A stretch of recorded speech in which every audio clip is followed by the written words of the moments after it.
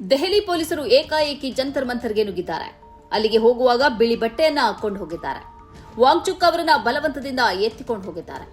ಈ ಮೂಲಕ ತಾನು ಯಾರನ್ನೂ ಲೆಕ್ಕಿಸುವುದಿಲ್ಲ, ಯಾವ ವೈಫಲ್ಯದ ಹೊಣೆಗಾರಿಕೆ ವಹಿಸಿಕೊಳ್ಳುವುದೂ ಇಲ್ಲ.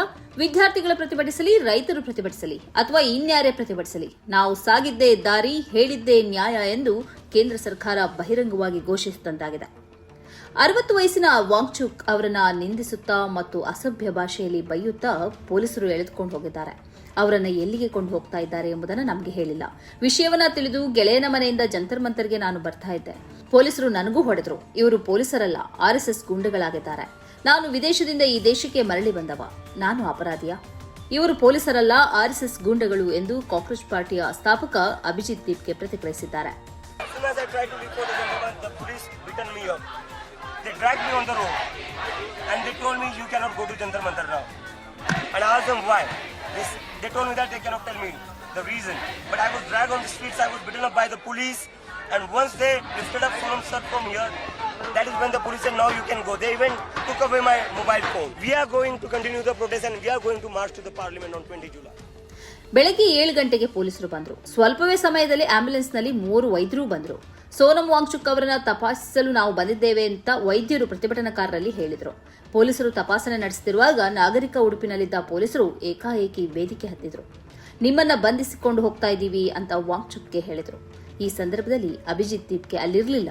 ಈ ನಡುವೆ ಬಿಳಿ ವಸ್ತ್ರದೊಂದಿಗೆ ಹಲವು ಪೊಲೀಸರು ಪ್ರತಿಭಟನಾ ವೇದಿಕೆಗೆ ಬಂದರಲ್ಲದೆ ವಾಂಗ್ಚುಕ್ ಅವರನ್ನ ಬಲವಂತದಿಂದ ಆಂಬ್ಯುಲೆನ್ಸ್ನ ಒಳಕ್ಕೆ ತಳ್ಳಿದ್ರು. ಇದರ ಜೊತೆಗೆ ವೇದಿಕೆಯಲ್ಲಿದ್ದ ಇತರ ಸಿಜೆಪಿ ಕಾರ್ಯಕರ್ತರನ್ನ ವೇದಿಕೆಯಿಂದ ಹೊರಹಾಕಿದ್ರು. ಆ ಬಳಿಕ ವೇದಿಕೆಗೆ ಹತ್ತಲು ಇವರನ್ನ ಬಿಡಲಿಲ್ಲ. ವೇದಿಕೆಗೆ ಪೊಲೀಸರು ಕಾವಲು ನಿಂತರು. ಬಳಿಕ ಕಾರ್ಯಕರ್ತರು ಜಂತರ್ ಮಂತರ್ನಲ್ಲಿ ಸೇರಿ ಪ್ರತಿಭಟಿಸಿದರು. ಇವರನ್ನ ಮರಳುವಂತೆ ಪೊಲೀಸರು ಹೇಳಿದರೂ ಪ್ರತಿಭಟನಾಕಾರರು ಕದಲಲಿಲ್ಲ. ಶಾಂತಿಯುತ ಪ್ರತಿಭಟನೆ ನಡೆಸಲು ಅಭಿಜಿತ್ ದೀಪ್ಗೆ ಕರೆ ನೀಡಿದರು. ಇದೀಗ ಸರ್ಕಾರ ಅಡಕತ್ತರಿಯಲ್ಲಿ ನಿಂತಿದೆ. ದೇಶಾದ್ಯಂತ ಆಕ್ರೋಶ ವ್ಯಕ್ತವಾಗ್ತಾ ಇದೆ. ಈ ನಡುವೆ ಅಭಿಜಿತ್ ದೀಪ್ಗೆ ನಿರಾಹಾರ ಸತ್ಯಾಗ್ರಹದ ಘೋಷಣೆ ಮಾಡಿದ್ದಾರೆ. ಜುಲೈ 20ರಂದು ಪಾರ್ಲಿಮೆಂಟ್ ಚಲೋಗೆ ಕರೆ ನೀಡಿದ್ದಾರೆ. ಪ್ರತಿಭಟನೆಯನ್ನ ಮಟ್ಟ ಹಾಕಲು ಹೊರಟ ಕೇಂದ್ರ ಸರ್ಕಾರಕ್ಕೆ ಇದೀಗ ಆ ಶ್ರಮವೇ ಮುಳುವಾಗುವಂತಹ ಸನ್ನಿವೇಶ ಉಂಟಾಗಿದೆ. ಶಿಕ್ಷಣ ಸಚಿವ ಧರ್ಮೇಂದ್ರ ಪ್ರಧಾನ್ ರಾಜೀನಾಮೆ ನೀಡಬೇಕು ಎಂಬುದು ವಾಂಗ್ಚುಕ್ ಅವರ ಸತ್ಯಾಗ್ರಹದ ಬೇಡಿಕೆಯಾಗಿತ್ತು. ಜೊತೆಗೆ ನೀಟ್ ಪ್ರಶ್ನೆ ಪತ್ರಿಕೆ ಸೋರಿಕೆ ಹಿನ್ನೆಲೆಯಲ್ಲಿ ಜೀವ ಕಳ್ಕೊಂಡ 13 ಮಂದಿ ವಿದ್ಯಾರ್ಥಿಗಳಿಗೆ ತಲಾ 1 ಕೋಟಿ ರೂಪಾಯಿ ಪರಿಹಾರ ನೀಡಬೇಕು ಎಂಬ ಆಗ್ರಹವನ್ನ ಕಾಕ್ರೋಚ್ ಪಕ್ಷ ವ್ಯಕ್ತಪಡಿಸಿತ್ತು.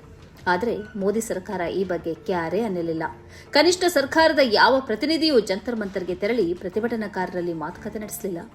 ಇದೀಗ ಕೇಂದ್ರ ಸರ್ಕಾರಕ್ಕೆ ಕಠಿಣ ಪರೀಕ್ಷೆ ಎದುರಾಗಿದೆ. ಈ ಕಾರ್ಯಕ್ರಮದ ಪ್ರಾಯೋಜಕರು ಗಡಿಯಾರ್ ಗ್ರೂಪ್ ಆಫ್ ಕಂಪನೀಸ್,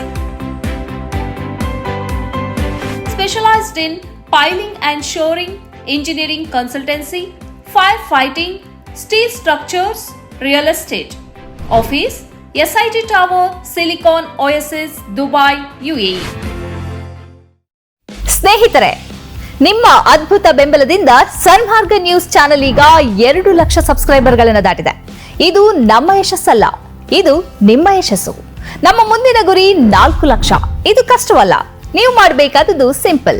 ನೀವು ಸನ್ಮಾರ್ಗ ನ್ಯೂಸ್ ಚಾನೆಲ್ ವಿಡಿಯೋವನ್ನ ನಿಮ್ಮ ಸ್ನೇಹಿತರಿಗೆ, ಕುಟುಂಬದವರೊಂದಿಗೆ ಹಂಚಿಕೊಳ್ಳಿ ಮತ್ತು ಅವರಲ್ಲೂ ಸಬ್ಸ್ಕ್ರೈಬ್ ಮಾಡಲು ಹೇಳಿ. ನೀವು ಶಕ್ತಿಯನ್ನು ಕೊಡಿ, ನಾವು ನಿಖರ ಸುದ್ದಿ ಕೊಡ್ತೇವೆ. ಧನ್ಯವಾದಗಳು.